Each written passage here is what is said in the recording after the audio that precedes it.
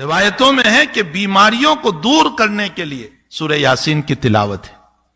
اور اگر زیادہ بیماری ہے تو عروس القرآن پڑھو۔ عروس القرآن کا معنی سورہ رحمان، سورہ رحمان پڑھو۔ اور اگر لا علاج بیماری ہو گئی، ڈاکٹر نے منع کر دیا کینسر ہے اچھا نہیں ہوگا، ایڈس ہے اچھا نہیں ہوگا، فلاں بیماری ہے اچھی نہیں ہوگی، یہ وبا چل رہی ہے اور لنگس سارے ڈاؤن ہو چکے ہیں، اب یہ اچھا نہیں ہوگا، تو اللہ کے حبیب نے فرمایا سورہ تغابن پڑھو، اللہ لا علاج مرض کو اچھا کر دے گا۔ کتنی دیر لگتی ہے سورہ تغابن؟ 2 رکوع کی صورت ہے۔ یاسین شریف، سورہ رحمان، سورہ تغابن، ان صورتوں کے اندر اللہ نے کتنے فضائل رکھے۔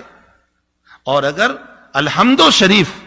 اللہ اکبر، اللہ تعالیٰ قرآن کریم میں الحمد شریف کے باب میں یوں فرماتے ہیں کہ سبع المثانی والقرآن العظیم،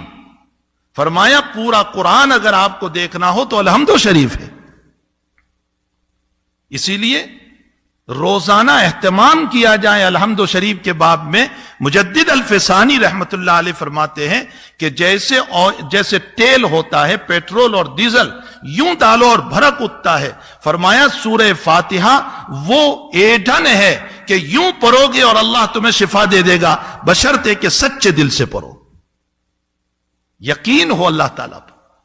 نبی علیہ الصلوۃ والسلام کا معمول گرامی تھا کہ ہر نماز کے بعد، چاہے اس کے بعد سنتیں ہو یا سنتیں نہ ہو، سنتیں ہیں تو سنتوں کے بعد، اور سنت نہیں ہے تو فرض کے بعد، حضرت کا معمول تھا آیت الکرسی پڑھتے تھے 1 مرتبہ، تو آیت الکرسی پڑھی جائے۔ سورہ ناس اور فلق کے باب میں لکھا ہے کہ جو انسان ہر نماز کے بعد سورہ ناس اور فلق کو پڑھے گا، اللہ حاسدین کے حسد سے، جناتوں کے شرارتوں سے، بد اخلاق انسانوں کی شرارتوں سے اللہ اس کی حفاظت کرے گا۔ یہ نہیں کہ شرارت دور ہوگی، شرارت تو ہوتی رہتی ہے، لیکن اللہ شرارتوں کی شرارتوں سے حفاظت کرے گا،